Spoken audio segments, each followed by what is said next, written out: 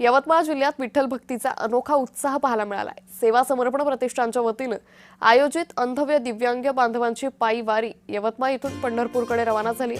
गेल्या 3 वर्षांपासून ही दिव्यांगांची वारी नियमितपणे पंढरपूरच्या विठुरायाच्या दर्शनासाठी निघते। मुसळधार पावसाची तमा न बाळगता दिव्यांग वारकऱ्यांनी मोठ्या श्रद्धेनं आणि उत्साहानं पायी प्रवासाला सुरुवात केली। यवतमाळ ते पंढरपूर असा तब्बल 521 किलोमीटरचा पायी प्रवास करत ही वारी 22 गावांमध्ये मुक्काम घेणार आहे।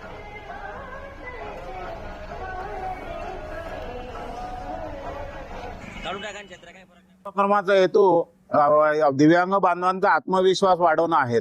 या बांधवांना 22 दिवस मुक्काम करत 521 किलोमीटर अंतर पायी कापत ही बांधव तिथं पोहोचतात आणि त्यांचं म्हणणं असं आहे की आम्ही जरी विठुरायाला पाहू शकलो नाही तरी पण विठुराया आम्हाला पाहतो आणि आशीर्वाद देतो, त्यामुळे आम्ही त्यांचं दर्शन घ्यायला जाणार।